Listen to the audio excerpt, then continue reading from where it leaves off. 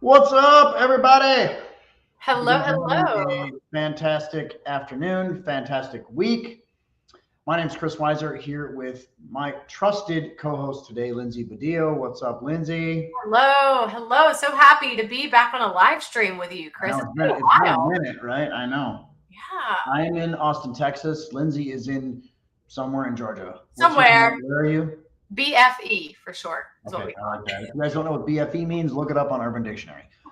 But also, cybersecurity guys don't go to Urban Dictionary. So. it. True. Yeah, I'm South Georgia, in between So you we got a guys. lot of drama around today's call. I don't know if you see that I used the everyone tag this morning, and note that was me doing that for the record. Sometimes we have a Not social media manager, Shelby, doing that stuff.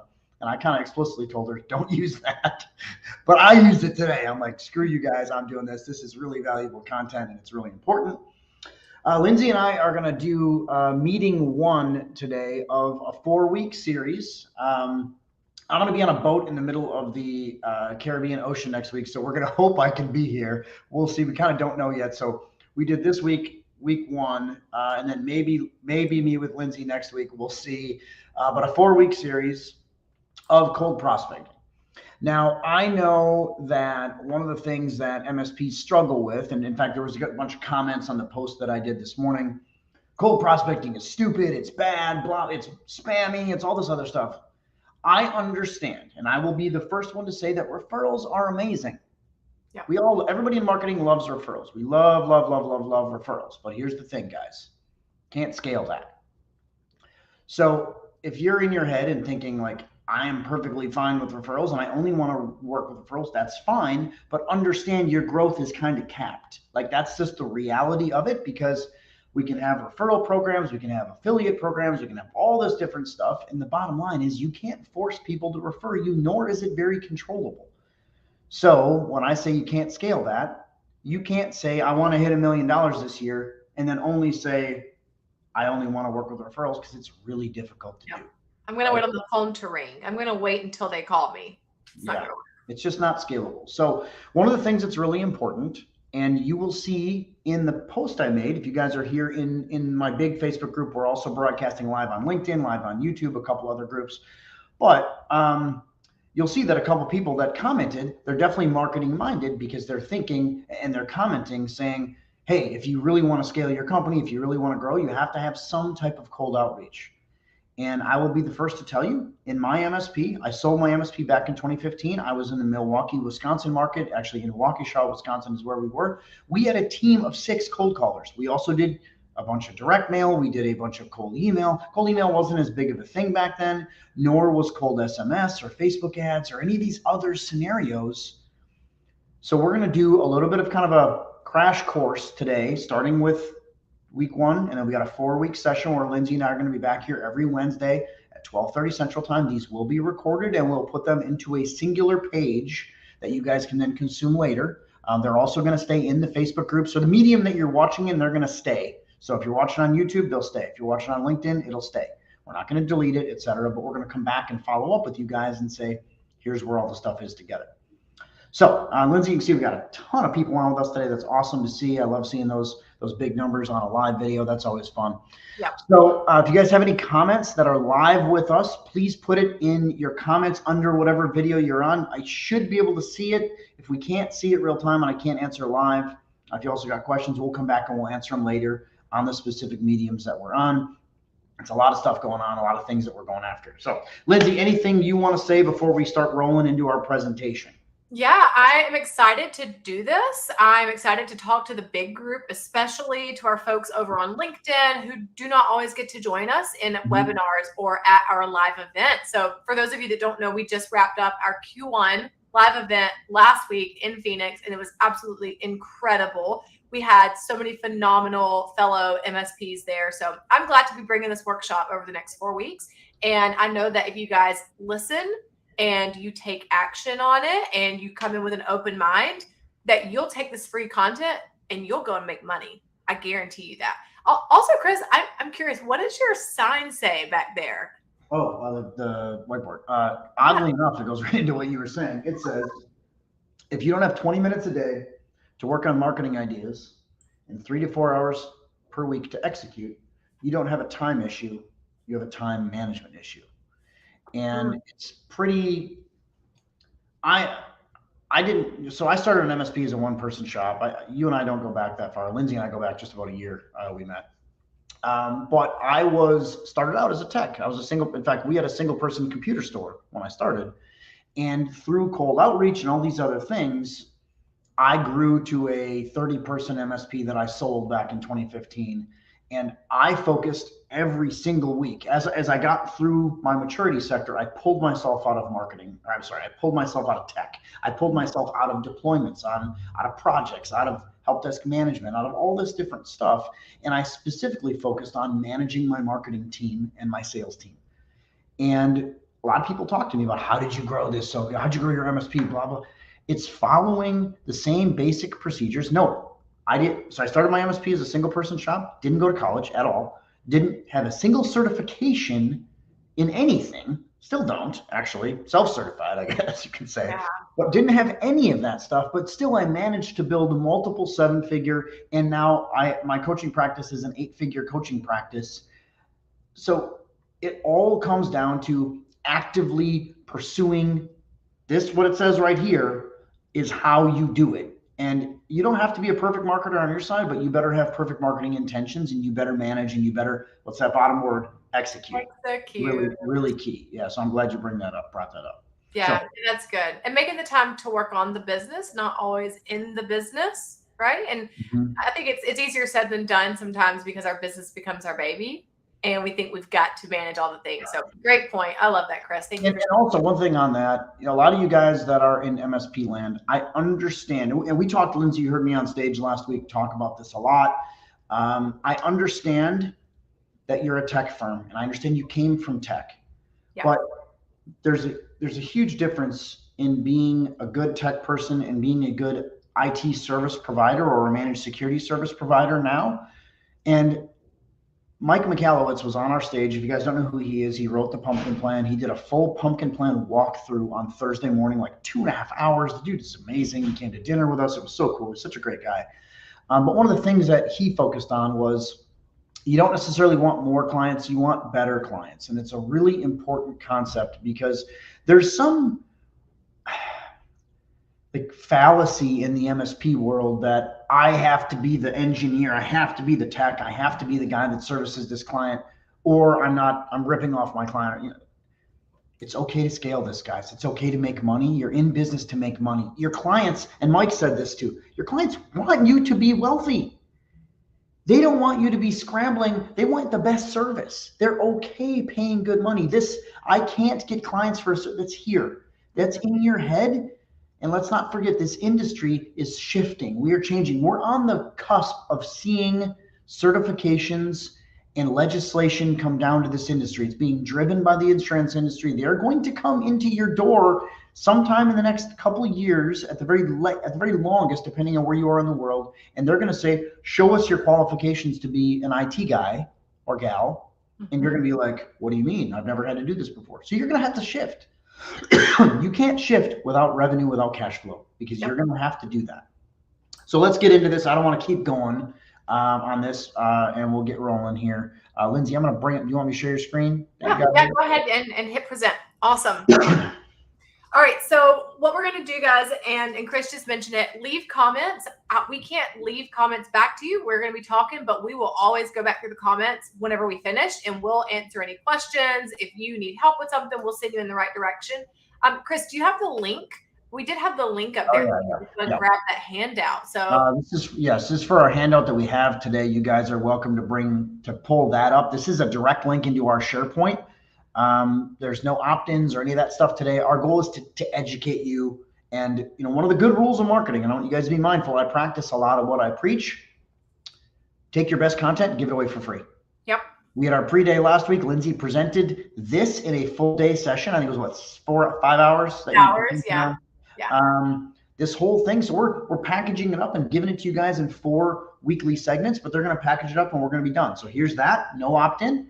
And I got ripped to shreds on a big Facebook group this morning because I did the @everyone tag, but it's free, guys. You don't have to be here. Walk away. If you don't want to be here, that's fine. But if you're open to learning, if your cup isn't already full, sit down, take some notes, come back and watch later. Absolutely. Great way to put it. Here's the link right up there. Go ahead and snag that. It's going to take you straight to the handout. Don't rush through this without us. Hang in here, hang into the live. If you've got to run out, go do something, go to a client, whatever, do what you got to do, and then come back and watch the replay. Okay. So the replay will stay up. I saw someone asked, is it possible to view this outside of Facebook? I'm not sure. Just come back into Facebook whenever you can. Yeah, okay? I think Matt Smith just commented here that it's on YouTube and LinkedIn. You're welcome to just go to my page, my personal profile on LinkedIn. But you're also welcome to watch it inside of Facebook, and we'll package it up and give it all to you guys in about a month. Awesome. All right, so let's start. Let's start rocking and rolling. All right, so what we're going to do over the next 4 weeks is we're breaking down the cold prospecting playbook for MSPs. We're going to start out today with the overall 50,000 foot view. So this is the seven step strategy from like a bird's eye view for you to say, okay, I want to grow my MSP. Maybe I have solely relied on referrals so far, but I want to grow. I want to see what this stuff is that Chris is talking about. I want to grow that. I want to have, the multi-million-dollar MSP. I want to grow that. I want to have employees. So we're going to show you the 7-step strategy at a whole. And then the 3 weeks following, we're going to be breaking down those steps within that. Okay. A little bit about us, which if you've been in the group, Chris. We're a sales marketing coaching program. Chris grew his own MSP. You guys just heard the spill. He's awesome. Open book. Ask him anything. I've been in the company for almost a year now. So we are coming up on my 1-year anniversary within 7-figure. And before that, I've worked with hundreds of business owners in helping them scale their companies, scale their businesses through online marketing. One thing I want to say to that, guys, you'll notice that the MSP industry is kind of in an echo chamber a lot, meaning people just bounce around and go from company to company. They have the same ideas. One of the things that I do, my CMO, Amanda Dake from Digital Marketing Land, Lindsey from Digital Marketing Land. Most of the people that we have on our team are from outside of the MSP industry because I want fresh, new, different ideas. So some of the stuff you're going to see here may be a little bit taboo in the MSP industry, but let's face it, guys, times are changing. You got the best opportunity you've ever had, not only with cybersecurity, but we can hit more people faster, easier, cheaper than we ever have been able to do. And Lindsey is a great cultivator of all those ideas for us. Absolutely. And if I have the story right, Chris, I think that you were one of the first ones that was kind of preaching, hey, we've got to be risk focused. We've got to start getting these CSRAs. And everybody were like, yeah, I also kind of brought Facebook ads and Facebook to the MSP industry a little bit. Like it sounds, I'm not trying to, Lindsey has this thing that she says, toot your own horn. So I'm not trying to toot my own horn per se. But I came into the MSP industry and I left the contract of that. So I sold my MSP and I took a 1-year contract to go work for an MSP vendor. And then I kind of was like, okay, I'm going to move on and do something else. But I looked at a couple of gaping holes that the MSP industry had. One was digital marketing. Another one was selling the right way. And while digital marketing is a huge benefit, it was easy. It was a smarter path. And this is where 7-figure MSP came from. It was a smarter path to say, let's revise how you're selling. Because this is actually what I did in my MSP was I revised how we were selling and we went forward with a different mindset. And man, guys, we have, and Lindsey, you didn't come from the MSP industry, but you came from Digital Marketing Land. You see all the wins that we have in our community. Daily. All the numbers that these guys are hitting, selling to their existing clients, money that's left on the table, but then also using that cybersecurity and digital marketing aspect. And we had guys last night, they came out of open office hours last night and we're cold calling. And we're booking first-time appointments. You'll hear the term FTA with us today. They're booking first-time appointments just by executing. So It's really important stuff to have your mind open. Yep, absolutely. All right, so here's our team. You can actually see our coaching team right here. You've got Chris. Cindy is our sales coach. We've got Ryan. He's an MSP, IT, cybersecurity expert, just like you all, and then myself. And we help bring all the pieces together to help you grow your business. Okay. Now you're here, you're listening in because you want to grow. You are looking to network. You're looking to wonder what in the world it is that this Chris Weiser is that keeps tagging you in the Facebook group. Who is he and why does he keep tagging me? Well, at everyone, definitely. Hang in there today and we are going to teach you a few things. Okay? All right. So over the next 4 weeks, we're covering 7-step strategy, cold calling next week. So we're going to really be talking about cold calling, how to do it in a way that isn't weird or like spammy or like cringy. We're going to be really kind of breaking the ice on cold calling effectively. We'll be moving into cold email, which is a great way to double down on those cold calls and vice versa, so that you get more qualified leads into your environment so that you can ultimately have that appointment with them, that FTA that we talk about, and move them through your pipeline, okay? And then the last week, we're going to be talking about webinars, right? So we've heard Chris say, hey, times are changing. We've got digital marketing now. We can reach more people faster, more people at one time. And we recommend you do that through hosting webinars, in-person trainings, even lunch and learns, things where you're bringing multiple people together at one time and you're positioning yourself as the authority figure in IT and cybersecurity. Okay, so we're going to be talking more about that over the next 4 weeks. So hang in there, and you're going to walk away with some tangibles that you can go and apply. All right, so I want to show you our playbook at a glance. So again, like 50,000 foot view. If I said, hey, go out and let's try to get you 10 appointments on the books, where would you start, right? Where would you start?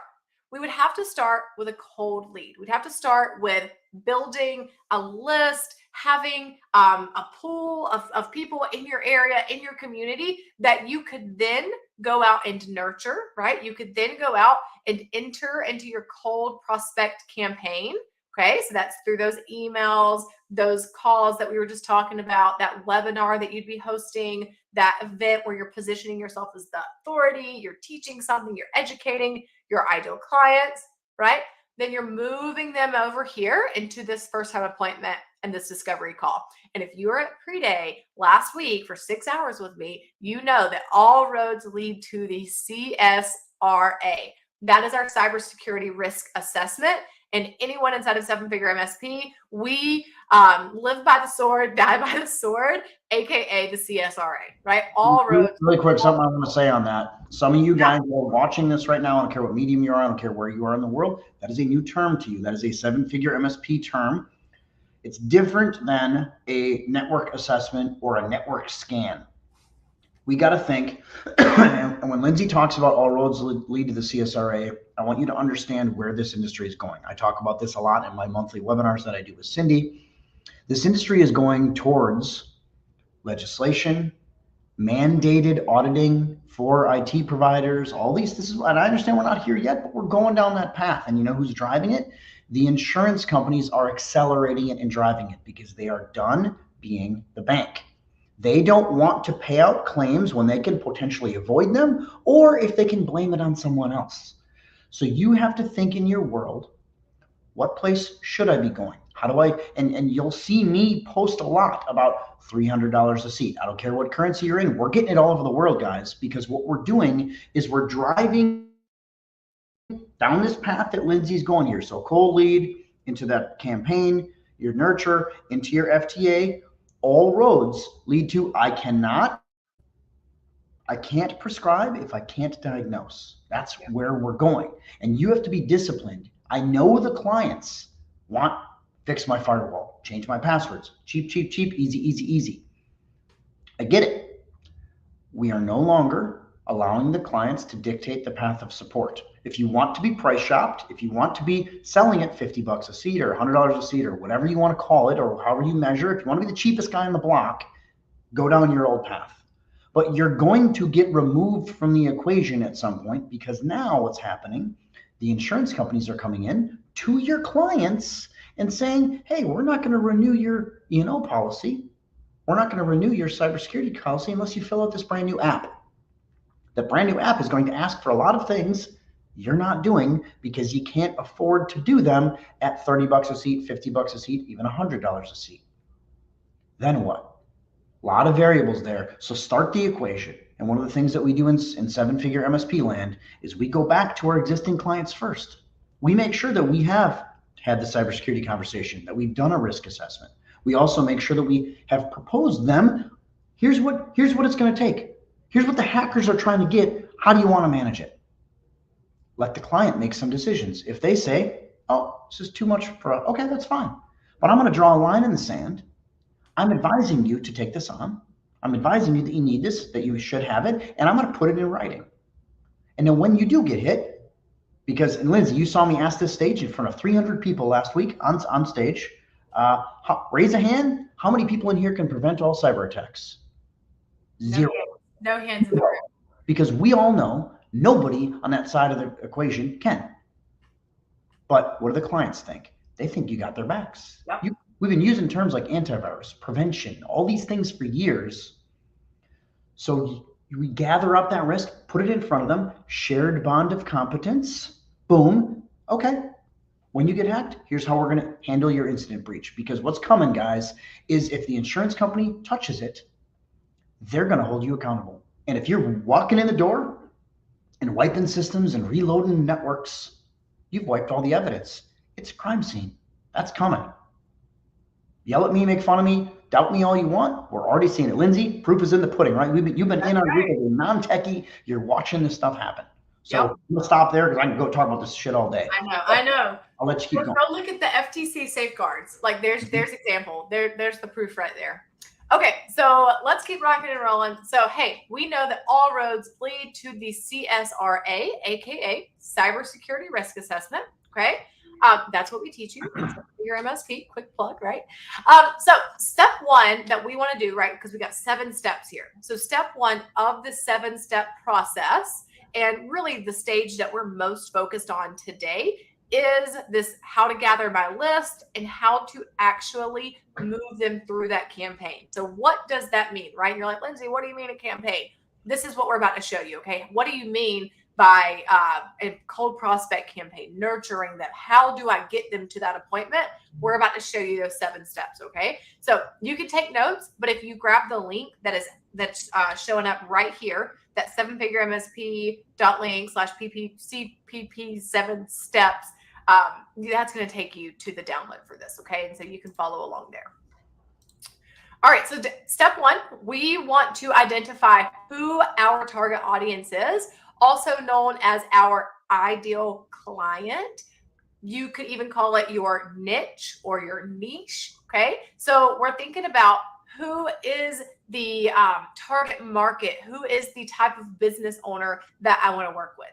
We are most likely B2B business owners. Maybe you're doing some residential stuff, but your moneymaker is going to be in those businesses, okay? So we've got to start thinking, well, who is my ideal client? What industry are they in?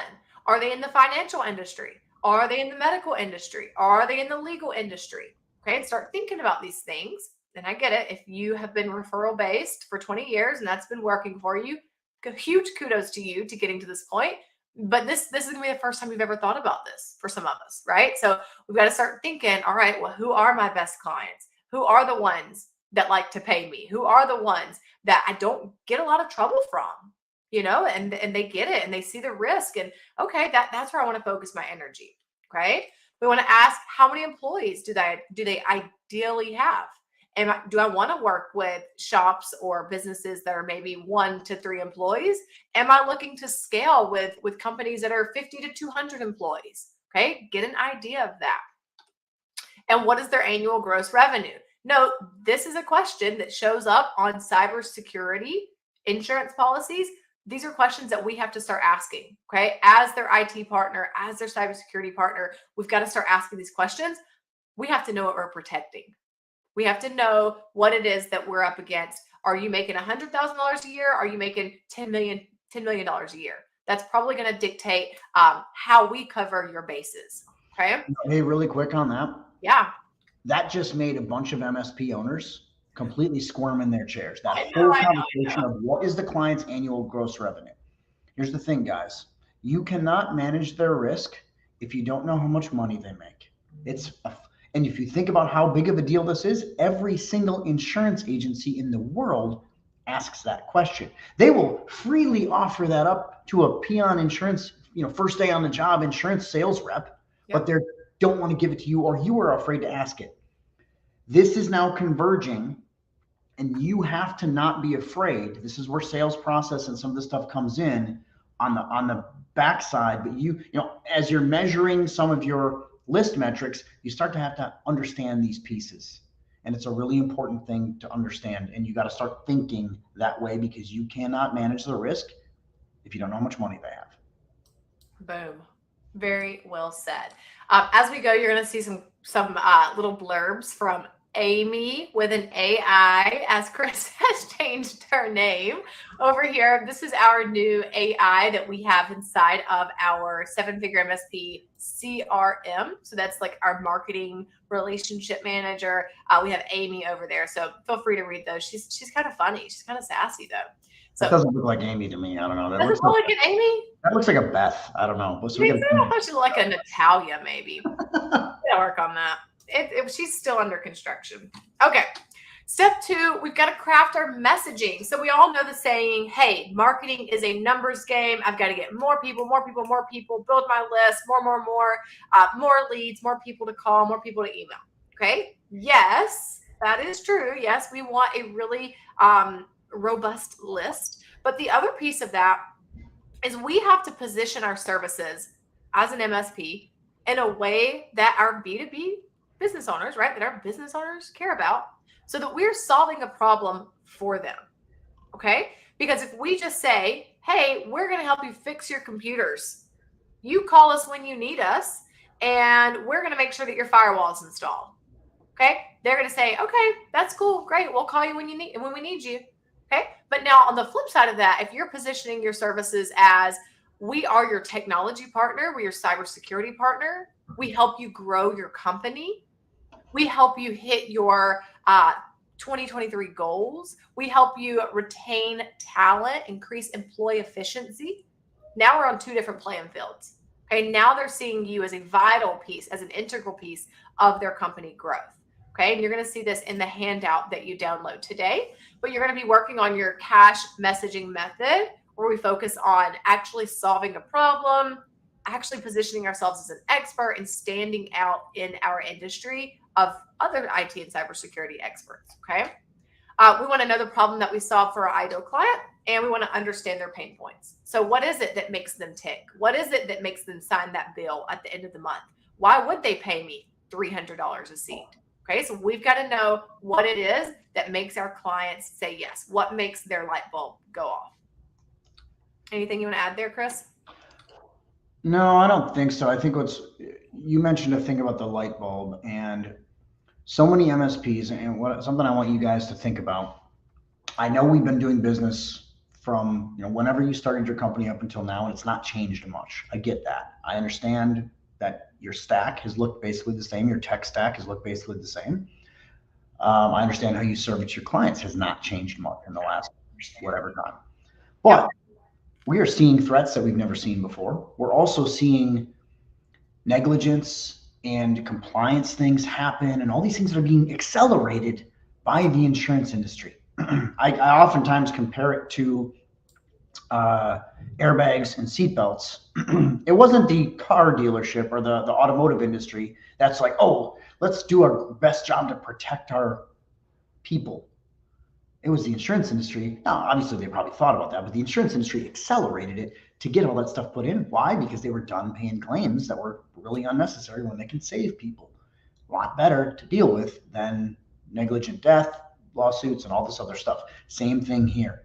So we're going to see this accelerate, and we're literally seeing COVID also accelerated this. So we're seeing like jumps in shift to where you're being responsible for this. So you have to think differently. You have to handle things differently. And you have to understand in the next 12 to 24 months, you're going to see the MSP as we see it, even now, not really exist anymore. The small guy that doesn't have insurance, that doesn't have any type of compliance, any type of pieces in place is going to be pushed out, not because they're banned really, but because they can't afford it, because the other clients are, you're going to be upping your things that you have to put in. You're going to have to put fully managed socks in at all your clients. What do you do then when you've been charging $50 a seat and it costs you $50 a seat just to put it in? How do you survive? So you have to start thinking differently, and our job is to always start with risk now. So that's the light bulb that Lindsey's talking about. Yeah, absolutely. All right. So after we've got recap, right? Step 1, we've defined our audience, target audience, who it is that we want to go after. Step 2, we're going to craft our messaging. Step 3, we're going to make a list. It's literally, we're just going to make a list. I don't care if you pull the list from the yellow pages. you're going to make a list of those ideal clients. Okay. So saying, okay, I'm going to target accounting firms. So you're going to go to say LinkedIn Sales Navigator, which is an add-on from LinkedIn, and you're going to pull a list of those accounting firms who meet that annual revenue per year, and you can pull that info up. You can pull up how many team members they even have, what area they're located in. You're going to pull that info. That's going to be the list that you go out and prospect to. Now, are you going to call them up and say, hey, you need to get a CSRA? It costs $2,500 and we need to get it ASAP? No, that's not what we're doing. Please don't do that. That's not what we're going to do. We're going to nurture them. Remember the second step in that overview? We're going to nurture them. We're going to call them. We're going to educate them. We're going to swoon them, right? Like you can think about it like dating or meeting someone online. You're not going to ask them straight to go and seal the deal with you and, run off to Vegas. Seal the deal, please. Say it again. When you have dating in mind, can you define seal the deal? I'd like to hear it. I'm just kidding. Well, Go past it. I'm just joking. Keep going. Well, so we want to build that list. That's the list that we're going to prospect. Okay. And again, it kind of comes back to this mind frame of referrals have worked and that's gotten you here and that's beautiful. And we love that. We love referrals and that's the cherry on top, but we want to see you grow from there. Okay. Whenever we do our webinar, we talk about turning the faucet on. So if you've ever been in our marketing webinars, we talk about how, if I wanted to grow this quarter, if I wanted to increase my revenue by $10,000 a month, would I know how to do that? Would I know how to turn the faucet on and then turn it off? Say, all right, I'm good. Made that, hit that goal. I'm gonna lean back a little bit. Okay. And a lot of MSPs actually are in a place where they're like, okay, if I'm going to change, I have to make sure I can onboard people in a timely manner. I have to do all these. Yep. So I got to turn that faucet down a little bit. That's right. And then make sure my processes are good or make some hires. And then we can turn it back up. And just remember, guys, cash flow solves almost all of these problems. Most MSPs, I'm going to stop marketing. I'm going to stop. You never, ever stop. Maybe you want to slow it down a little bit, but we got to always be marketing and always be closing. It's a really important thing because gotta make hay while that sun shines. What? What was that? Wisconsin, bro. Come on. All right. We have fields in us. I know they don't have that in Georgia, but we don't got that. Okay, so we're gonna clean the list. We're gonna remove invalid emails, names, phone numbers. Again, it doesn't matter. Logistics on this, I don't care what they have. There's platforms for this.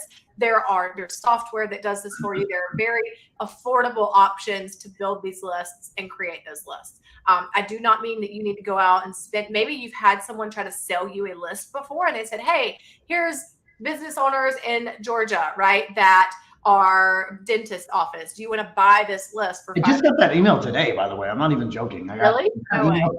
It wasn't about Georgia, but hold on, let me pull up my email and I'll put it in here. But it's all the time I get these emails about, you want to buy this list, you want to buy this list. The thing I'll tell you guys, the best lists are built, not bought. And you are going to, the fastest way to blow a lot of cash really easily is to just like endlessly cold direct mail people. You think about what your realtor does. I got so many Happy New Year cards from realtors because I just moved into a new house 6 months ago. It's expensive to do that. Plus your clients are probably not there. And we can't measure. Better to do what Lindsey was talking about here. That's right. We can't measure. It's like the same with billboards or commercials or radio ads. Those are great for exposure. They're great for expanding your business, getting in front of more people, building awareness, but that's not true marketing. Right? Like we can't measure that. We don't know who actually listened to it. We don't know who went and visited your website or visited your landing page, your book a call page after hearing that ad. We have no way to measure that. So this is what we measure. This is trackable. Okay. So we're going to make the list, clean the list. Then we're going to reach out to them. I made a joke at pre-day that we should have had bananas on the table and we could have practiced our cold calls together, just like her. So we're going to call our list. We're going to reach out to them. We're going to reach out to those decision makers. So, those managing partners, those, the office managers, whoever it is, that's the directors of the nonprofit. It really depends on your niche, on your ideal vertical. You're going to reach out to them with multiple touch points. We should bold this, multiple touch points to nurture them, to educate them, to bring them into your world. Okay. And then you're going to ultimately move them in to your webinar. You're going to be moving them into that first appointment with you. Okay. So next week, we're going to be touching on the email piece, and the following week, we're going to be touching on cold calls. Step 5, we're going to follow up. So we actually asked Amy, the AI, and we said, hey, how many touch points does it take for someone to buy? And I thought this answer was so funny. She said it takes a lot of touch points to get someone to buy, but that's not why we do it. We do it because we love connecting and creating impactful relationships with our customers. So how many touch points does it take? That's up to you. And I thought that was a really cool way to phrase that, right? Because it's like, how many does it take? Until they become a client, until they become loyal, until they say yes, until the risk light bulb goes off. We're going to keep following up. And most MSPs are in this mindset of, oh, I'm going to send one marketing email out one time and they didn't buy, they're not interested. You have to be relevant on there. You know how many times I've talked to some of you? I talked to one of our clients on the phone this morning. I called because he had a scenario that we were working on. And he told me that they had like, it's the 25th or 26th time he's ever heard me talk, but this is the first time we talked in person. Like wow. That's the kind of stuff that, and he's one of our clients. Like that's one of the stuff that has to happen, guys. And you're going to have some people that are out there, you know, like CEOs that you never ever talk to, even though they're a client of yours. But you have to out there be nurturing, always be nurturing. Also, we talked about those other always be's, but it's important. Yep, absolutely. We actually had a client who was starting on their cold calling yesterday. He came into open office hours. He's like, all right, Lindsay, I got my list. I'm like, okay, go make the calls today. So he puts it in the group and he says, okay, I made these calls, but what do I do with the people that hung up on me? Should I remove them from the list? And my response was like, no, we don't remove them. We're going to call them again. We're going to email them again, because when they do get breached, when they accidentally wire over $100,000, who are they going to call? They're going to say, oh yeah, I remember that guy that keeps emailing me about cybersecurity. Maybe I should call them. We're going to stay top of mind. All right. So we see over here, number 1, call again. We're going to email them again. We're going to keep putting it out there. We're not going to take it personally. We're going to think like a marketer. We don't take it personally. It's all about the numbers. It's about what subject lines are working. Are they booking a call? We're not associating our personal worth with the results of our marketing campaigns. We're going to do the marketing. We're going to test. We're going to tweak. We're going to edit. We're going to modify. We're going to keep going, and we're not going to take it personal. Okay, we're going to build relationships with the receptionists and with any other influencers that help make those decisions. You're going to see on week 3, when we practice those cold calls, we're going to talk about talking to the gatekeeper, AKA, which is your office managers, your administration team, those people who are like frontline, they're doing their jobs and answering the phones and filtering who goes through to the CEO. That's great. We want to build a relationship with them. We don't want to be rude to them. They could be an influence in actually working together one day. So we're going to talk about that in week 3 of how to successfully build relationships with both the CEO and the gatekeeper. All right, step 6. Now we're going to host a webinar, AKA live training, masterclass, educational experience, however it is that you want to word this. And in that webinar, this is where you're going to be educating. This is where you're going to be inviting those ideal clients to take that next step with you, which is a first-time appointment, that FTA. Okay, this is where, again, we're not just spamming people, okay, since that's the topic of the day. We're not spamming people and saying, hey, get the CSRA, do this, do this, do this. You may be on the dark web and we need to get you assessed. We're not doing that. Instead, we're helping them make an informed decision. We're helping them understand the risk, to see that times are changing, cyber attacks are way up, and we're helping them say, I do need to prepare my company. I do need to make sure that we are protected, that we're mitigating our risk as much as possible. Let me book that call with you.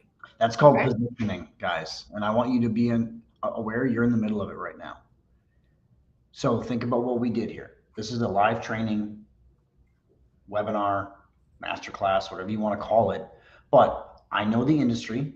We've picked a topic that we know people care about. We're offering it to you completely free. I used a lot of ways to get people in here today. It was pretty even off the cuff. Honestly, we did, because we just kind of planned this in the last couple of days. Lindsay's content was so good last week, Tuesday, that I'm like, okay, I've never had responses on a pre-day like we had, for the record. Old clients were like, oh my God, this is amazing. New clients were like, oh my God, this is amazing. And it's real takeaways. So I'm like, okay, let's package this up and let's give it away for free. So we planned this in 3 days, literally, like Monday, We started it and it got dropped today.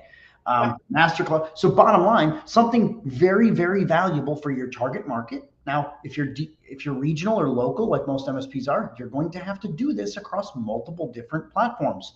Our CPA is going to have the same issues that potentially a medical office might have. A little bit, you can do some things variable, but if you specifically speak to their issue, like, hey, Mr. CPA firm owner, the FTC has released their new safeguards. What are you doing to prepare? So here's a masterclass or a free live training on how to prepare your office to be ready for the FTC safeguards. And you know what? It's free content. And the MSP comes back to me, oh, I don't want them to try and do it themselves. I don't want to give away all my stuff. Let them try and do it themselves. Exactly. Let you be the expert that tells them which way to go. So when they screw it up, they call you. That's it, right? That's it. Absolutely. And we would rather have our clients be here because they want to be here, not because we force them into the corner to sign the contract. And they're like, holy cow, those people know what they're talking about. Maybe their testimonials that they put up on the web weren't such a scam. I'm just saying. Absolutely. I don't know where that came from. I don't know either. So we want to educate our ideal clients, help them make an informed decision. Also, whenever you host trainings like this, whenever you host webinars, educational experiences, you're also pre-qualifying. You are filtering out the people who are never going to buy from you in the first place. So the people who are looking for the cheapest MSP in town, the ones who are price shopping, or they want to pick and choose what it is that they want, not because they're bad people or bad business owners, but maybe because they just didn't know any better. Whenever we put ourselves into a position of authority and we're saying, hey, we're the expert, we're going to help you make this decision, we're going to help your business grow, you're automatically filtering out the people who are A, not growth-minded, B, they're looking for a way out of their business. Some people will literally say, I wish somebody would hack me. Like, please take this off my hands. That's not our ideal clients. So whenever you're hosting these educational experiences, you're saving yourself time, money, and energy in the long run. Yeah. All right, we want to pre-answer those questions via the webinar, and then ultimately we take them to that FTA, that first time appointment. All right, and then step 7, and again, you can see here, we're massively increasing our conversion rates by having this get to know you, this webinar, this live training. Okay, and step 7, we close the deal. So everybody if you're here and if you're live, put it in the chat and tell me where all roads lead to. Let's see if you've been paying attention. Have you been listening? All roads lead to it's a four-letter term if you want to drop that in there. Yeah. Not a 4-letter word. Don't be dropping any of those at me. I got enough of those today. Enough of those today. Yeah, somebody just dropped it in there. Awesome, CSRA. Yes, here we go. You guys are listening. Awesome. That is where all roads lead to. So when we say, hey, let's go close the deal, or run the play. If you're in our community, you know we run the play. That means all roads are leading to that cybersecurity risk assessment. We're going to diagnose. Remember, we're going to see, hey, this is what's going on. Here's what we need to do. And then we're going to go prescribe. Then we're going to say, hey, great. Here's how we're going to manage that risk. Okay? And side note, guys, I'm going to have people come back to me and say, so you're telling me to tell all break fix people no? Nope. Break fix is amazing. It's a paid lead. I love break fix. But here's the trick. That's not the end all be all. All roads, yes, lead to cybersecurity risk assessment. So you take that break fix project or that person that called you because their network's down or whatever, make them sign off on liability. That's your MS or your MSA. I got too many acronyms hanging around in my head. So you make them sign your master service agreement. Then you do the project with the concept of, okay, now we have to do a cybersecurity risk assessment. Then not only do all roads lead to your CSRA, but all roads lead to MRR. That's where you should have in your head. And if it doesn't close, it is what it is. At least you got some stuff. You got them into your nurture. They got familiar with you. But you should be the one that says, okay, anomaly, I'll take your firewall failure or your password changes or whatever, MSA signed. Then let's sell them a cybersecurity risk assessment. Then let's go into, this is where we go. We have to protect you. And if you don't want protection, that's fine, but I'm at least going to educate you and let you fall on the sword. Yep. We did our part. Now the ball's in your court. Absolutely. All right. We're going to run the play, seal the deal. So again, this is the high level 50,000 foot view of how we take someone from cold to closed. If I wanted to turn the faucet on, here's what I do. Okay, so again, we can look at it. Cold lead, they enter into our campaign. They enter into this. We have this list. We call them. We email them. We say, hey, we're hosting this webinar. We're going to be educating you on how to protect your business. I'll be happy to send you over an invitation. Do you want to join? Reply back and let me know. Okay, when they reply back, you say, great, here you go. You're entered in. Here's how you join the webinar. Here's how you join the training. Okay, ultimately, they come to that training. They then book the appointment. Then they go to the CSRA. Okay, so I want to know in the chat, if you're here live, tell me out of that playbook, out of those 7 steps, and you can look at the handout that you just downloaded right up there on our screen. You're going to see it right there. Tell me in the chat, where do you feel that you have the most opportunity to learn and grow? What do you need to focus on more? Do you need to build the list? Do you need to understand who your ideal client is? Do you need to work on positioning yourself as the expert? What do you feel out of that 50,000 foot view that you have the most opportunity to grow? Yeah, throw that in the chat. One thing I'm going to tell most people, or tell you, Lindsay, that most people struggle with is that thing that I'm going to stop your screen share for a second and just show you guys this again so you can see this screen. But the taking time, because we're not marketers, we're not natively good at this. It requires a different kind of side of our brain than the tech side. So it's different. It's uncomfortable.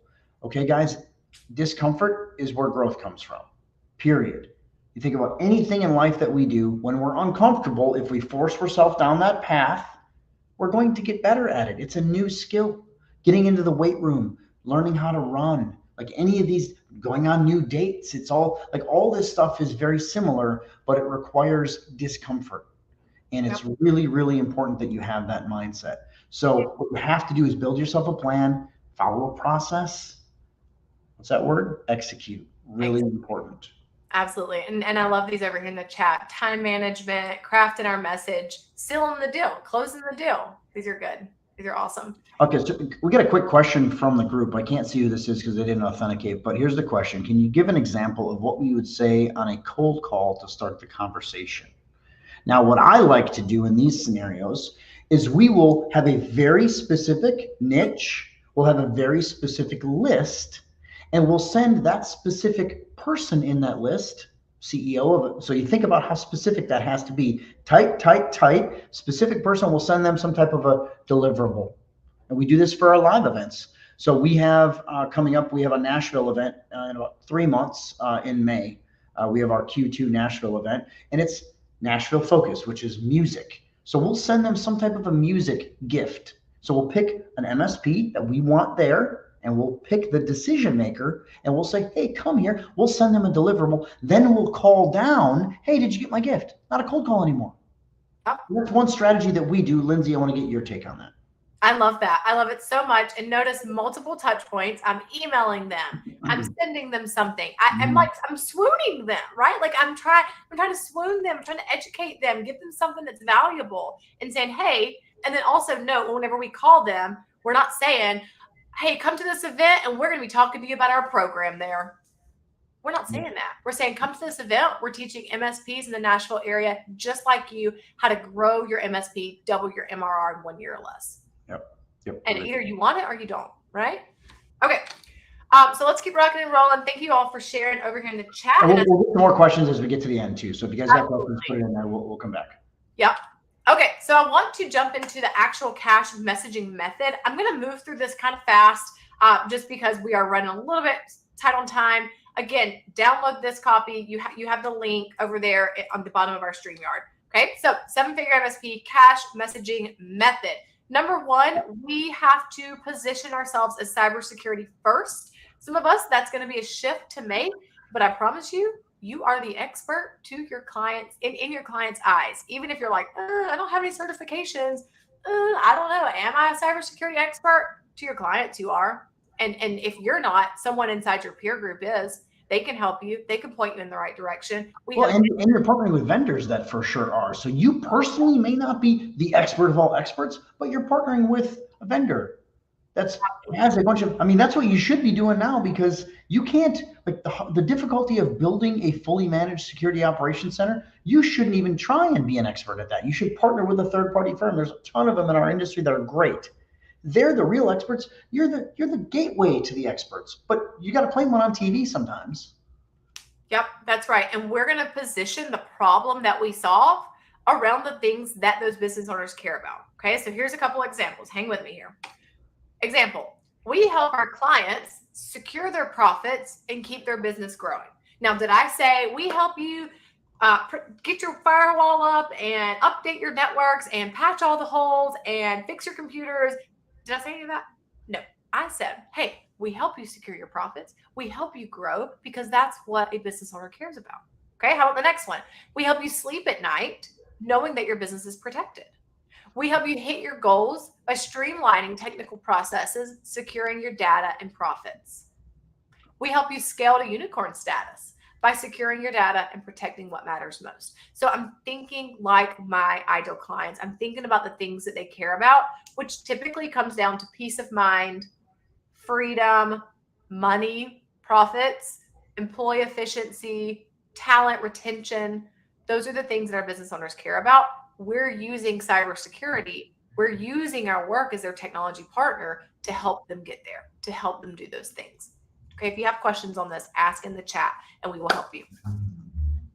All right, so next piece is, again, act like the expert. So maybe we have coined ourselves as the computer guy or gal. We've coined ourselves as the, oh yeah, just call us when something breaks, and that's fine. Hey, again, that's gotten us here. Kudos to you. That's huge.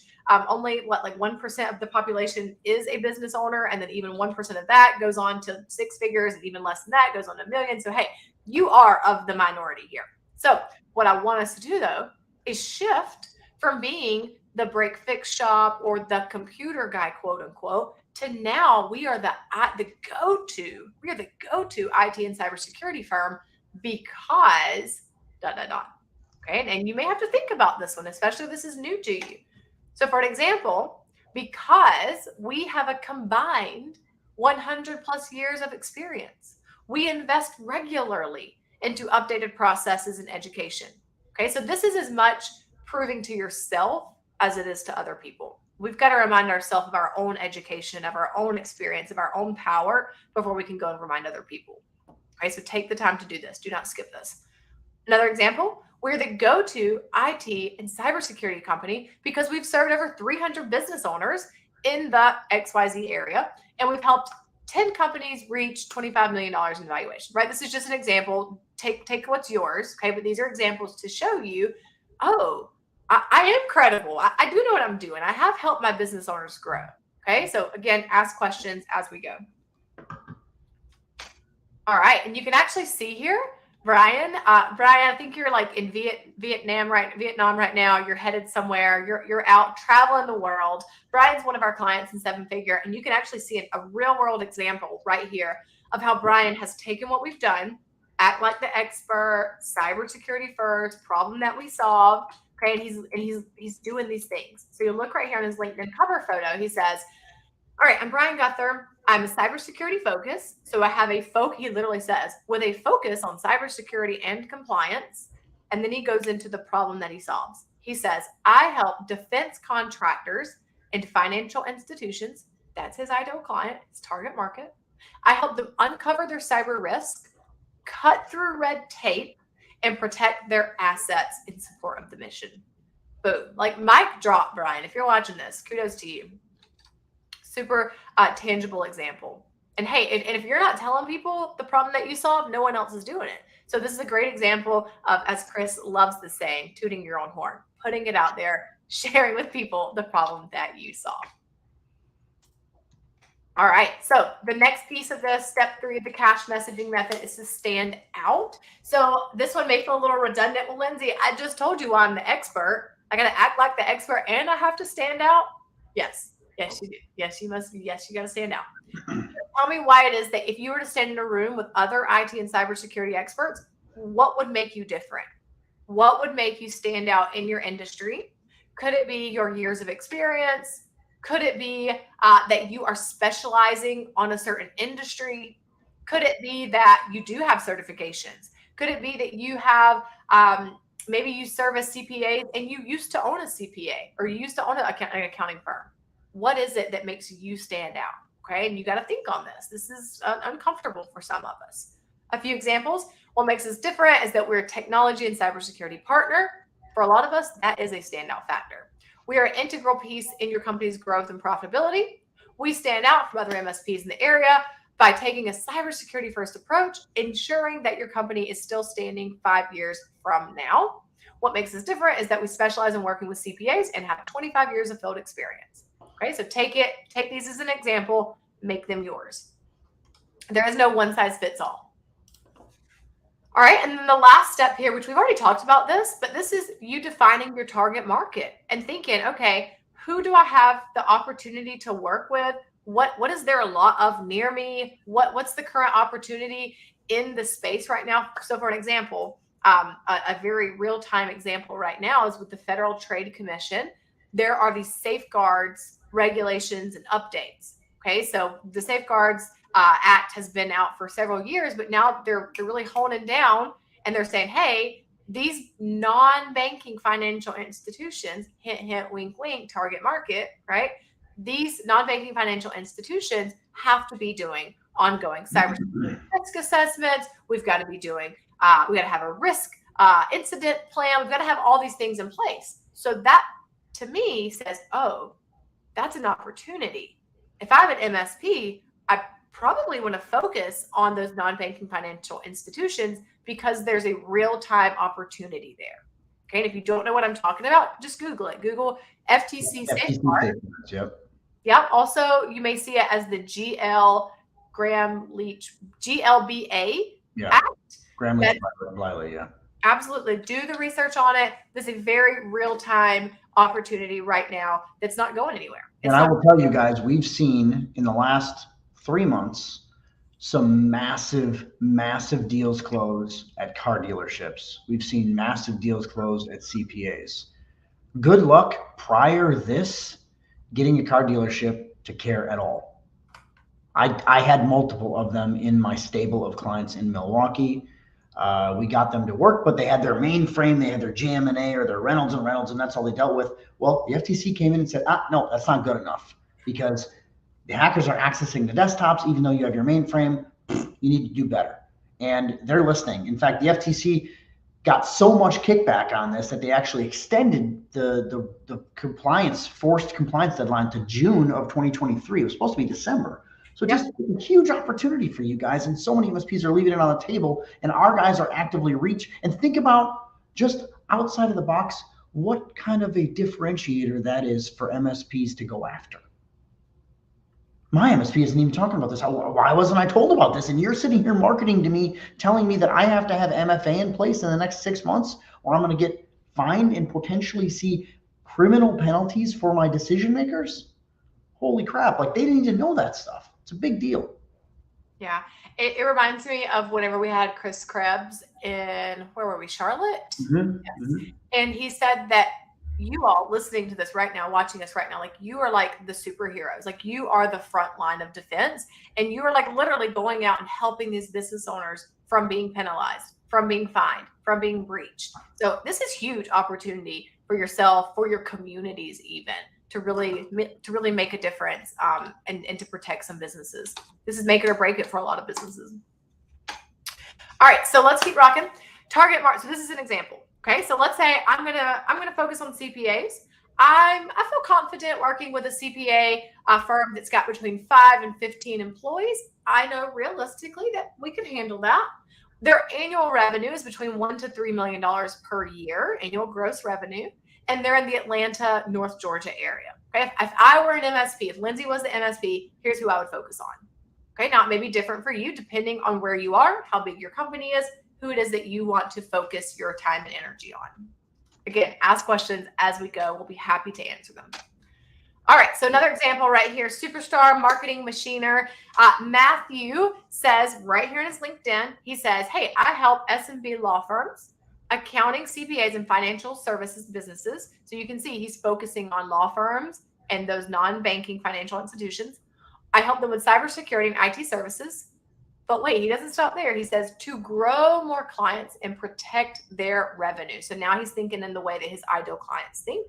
And then he toots his horn, quote unquote, and he says, oh, here's my expert status. I'm a published author. I'm a public speaker. And he's like, that's not all. Go read my about section. So huge kudos to you, Matthew, on this. All right. So tell me in the chat, what shift do you need to make to position yourself as the expert? Tell me in the chat. Do you just have to convince yourself that you're the expert? Do you know that you're the expert, but maybe you're not telling other people? Do you need to educate yourself a little bit more?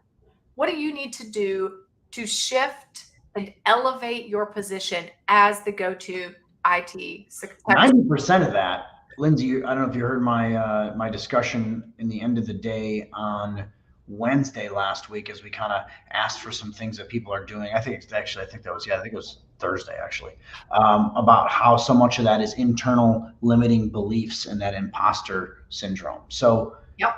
All of you guys that are watching this, if you own a managed services or managed security or IT service provider firm, you're way ahead of all of your clients. You just have to believe that.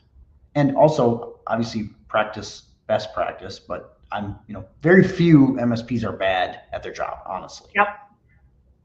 I think this is such a testament to why having a network of like-minded people is so important. Yeah. Because if you don't know the answer to something, you just go ask and you say, hey guys, I'm having trouble with this. What do you Very easy to get yourself convinced that you suck. Yep, it is. It really is. Yep. Surround yourself with people who are growing and who have similar goals as you. It's life-changing. All right, so this is what I got for you today, okay? If you are following along with us and you didn't get a chance to fill this out in your worksheets, print it out, download it, whatever it is that you need to do, go fill that out, okay? Make sure that by next week, whenever we circle back and Chris is on a cruise and he's overlooking the Caribbean, okay, make sure that you have completed this week 1, and then we're going to be moving into cold calling because we got a question over here about cold calling. I know that y'all are curious. So we're going to be talking about cold calling next week and how is it that we position the cold calls. Okay. So make sure that you've got this week 1 stuff finished and you feel really good about it. And if you have questions, ask us. Ask here in the comments and we'll circle back and we'll support you until then. And I know this stuff's hard, guys, and it's uncomfortable, but hold yourself accountable. Push yourself. Do things that you've never done before. This is how you see growth. This is how you see evolution. And we've had a couple of guys in the last few months that they're like, I did my first webinar. Nobody showed up. I'm quitting. That's not how it works. Yep. You got to keep going. You got to keep pushing. And John Hansman's a great example of that. John Hansman was doing his webinar, said, hey, nobody showed up. I'm really upset. I'm really discouraged. And we're like, keep trucking, dude. We get it. We understand. What happened? A week later, he did another webinar. And he had like 7 people on, 10 people on. He booked two appointments from that. And he booked two FTAs off of that call. Absolutely. That's the kind of stuff that happens. It takes a lot of time. I follow a lot of ClickFunnels stuff. There's a gentleman that started ClickFunnels. His name is Russell Brunson. And he said, I mentioned this with Mike Michalowicz on stage last week. He said specifically, if you do a webinar every single week for a year, you'll make $1 million. And some people are like, that seems so simple. You could do the same damn webinar every single week for a year and you'll make $1 million. He's not wrong because I'm a guy that did that. I followed that blindly like an idiot, but look where it got me. Here we are. Pretty good. Exactly. So I didn't know I kind of knew what I was doing. I knew enough to be dangerous, but I didn't know the scale that it had to be. You just get there, you figure it out, you take risks and you just go. Yep. Okay, one thing I want to share really quick here. I'm going to do my little presentation here, and then we're going to take some questions. I'm just going to share something. I'm going to share a tab on my screen here. I want to share this. So this is a good example, and I'll put this in the chat so you guys can see this, but you can kind of see the URL here. This is our webinar that Cindy Phillips and I do every single month, and this is our replay. You see it's 2 hours long. It's no joke long, but we push this out to people, and you notice how we practice what we preach because we have our FTA right after that. So you can book a call, give you something of real value. We have our webinar, we have our replay, we follow up with people. It gets sent an email, it gets put all over the internet. Anybody that talks to me, have you seen my webinar? No. Okay, why don't you go watch this? And if you want, ping me back, or you can book a call with my team right here. That's the kind of stuff that we're talking about doing here. Okay. Lindsey, you have anything you want to say on that? No, I think that's great. And we're literally practicing what we preach. You don't have to reinvent the wheel. You don't have to do these things by yourself. Take what we're teaching you. Go start today, execute, and then come back and tell us how it goes and keep learning. Okay, I'm going to answer a couple questions here. I know we're a little bit long on time, but this is, hopefully you guys see that there's valuable content here. I wasn't, blowing smoke on that. Lindsey is phenomenal at what she does. I don't let her call herself an expert just because I like to be mean, but I'll tell you that you're one for today. Thanks. We have a lot of fun together. So I'm going to show this really quick. I don't know who this is, but I like this. If you guys don't allow StreamYard to say your stuff, it doesn't put your name in here. That's why it says Facebook user. So how do you work with a prospect that can only meet you halfway with your security stack? So I'm going to answer this as your MSP coach here on out. There is only one stack now. You should have basically a minimum of your stack is your stack is your stack. And that's got to be the mindset. And the places that you're going to pull things out on. First of all, you can't compromise this. It's kind of like going to the doctor and saying, hey, my chest hurts. And he said, oh, you have high blood pressure. You need to change your diet. He's like, well, I can only meet you halfway. What's the doctor going to say? Make a choice, dude. I can only meet you halfway. I'm not going to cut out alcohol. I'm not going to cut out smoking, but hey, I'll cut out exercise for you. Like, that's not going to work. The stack is the stack is the stack. So you better have a minimum managed security stack that you have.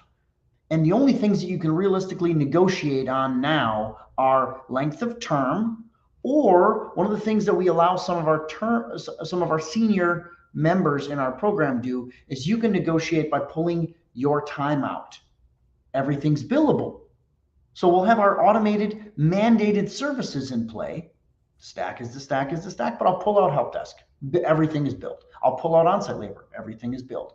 3-year term is our standard. So if you want it cheaper, I can do a 4-year term. I can do a 5-year term. But the stack is the stack is the stack. And if you lead with risk,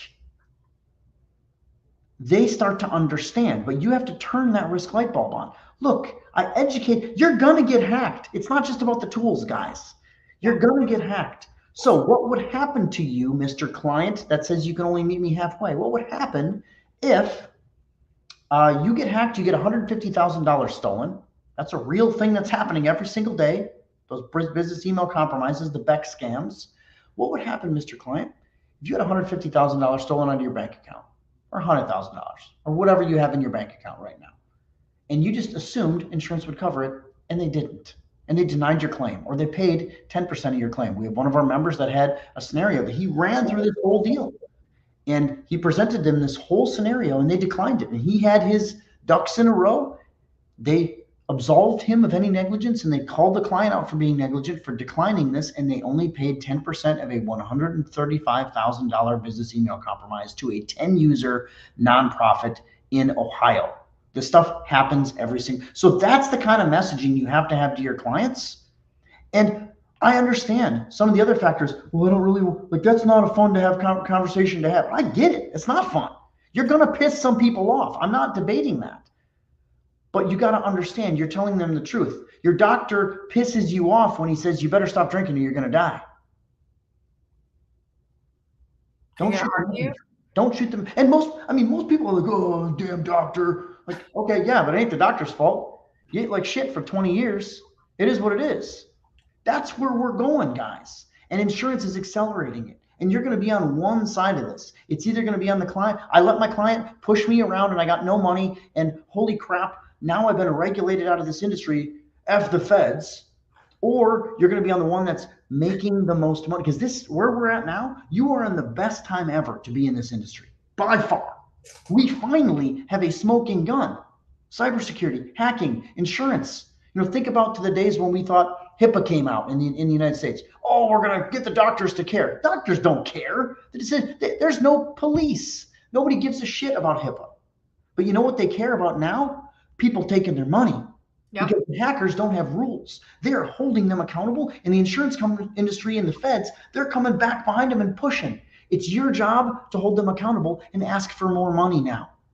But you have to present the risk, and you got to turn on the risk light bulb. Because if you don't, you're going to get hung up dry.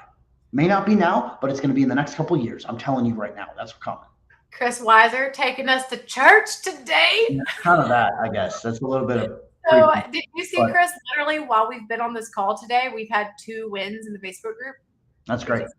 Yeah. Oh, okay. One more comment here, and then we got to go because we got a couple calls coming up here. What about a 2-tiered stack with a minimum and one for clients that need compliance? I mean, here's what I would do if I were you. I would, and this is what we advise our clients. You see, you're immediately going down this path. Oh, let me see how I can make it cheaper. One plan, and if they want things pulled out, you make some modifications kind of based, but you offer one plan because you're covering your check boxes, okay? And then if you have people that need compliance, you level up that plan. Not everybody needs compliance. I understand that. Not everybody needs a full SOC, fully managed SOC. Not everybody needs a fully managed SIM. But you're definitely in a place where CPAs fully should have that now. You should be offering a minimum stack, and the only things you're pulling out is when you are mandated to do that because they don't have the budget, but you should be pushing that. And then you stop letting money be the decider. And here's another thing I'll tell you. When people start getting emotional about this, when they start understanding that their risk is real, when they start seeing that they're gonna get hacked and they understand this and I'm gonna have to pay for it no matter what, and I have to have insurance, blah, blah, blah, blah, blah. They start to have less objections to this. Note, they do this every single day with their insurance. What's the ROI on E&O insurance? Hopefully 0. What's the ROI on flood insurance, hurricane insurance, like any of these insurances, but they still budget it and put it way top line. Why? Risk. We are going towards that path. You have to drive them there and stop allowing them to bend you over. Like that's what has to happen. Or it's going to be a price war. Which one would you rather be on? And if you're getting price objections, all they're doing, you're commoditizing yourself. That's what's happening now, because we are doing this discussion and all this stuff in the United States, every state in the union. In Canada, we're doing this in Mexico. We're doing this in South America. We're doing this in Australia. We're doing this in the UK. You can't tell me, Mr. Anybody in the United States, pretty much anybody in Canada, but I'm going to say United States right now. You can't tell me that Joe Schmo from Perth, Australia or Tasmania can pull this off and you can't in America? Give me a break. You can do it. You just don't believe that you can yet. All right, off my soapbox. I'm good. Preach. That's good though. That's so good. Okay, we're gonna bounce. Lindsey, great job today. You're amazing and fantastic and an expert. Last time I'm saying that. All the rest of you guys, we will be back here same time. We'll set the event pretty quick in the next 24 hours here. We'll get it in all the groups and all the mediums scheduled. In fact, this was so off the cuff last minute that I put my initial image up and I had to go back to the graphics guy and come back with some Chris and Lindsey images because I execute like crazy and that's what it is. So, yep. Okay, Lindsey, any final words? Nope, this is it. Come back next week. Take what we've done this week, ball on it, do the things, think about it, ask questions. We'll see you back next week, same time, same place. Same bad time, same bad channel. I'm going to be on a cruise ship in the Caribbean. We'll see what's going on. I don't even know if I'm going to. You might get Lindsey by herself. We'll see. Otherwise, hopefully I'm on with you guys next week. Have a great day. Go market, go build your stuff. We'll have this recording up right after this. Whatever medium you're watching on, you can go back and rewatch whatever parts you missed. And then we're going to put this kind of up we'll put it together in the next couple of weeks here. So, all right. Sounds good, guys. We'll talk soon. Have a good day. Peace out. Bye.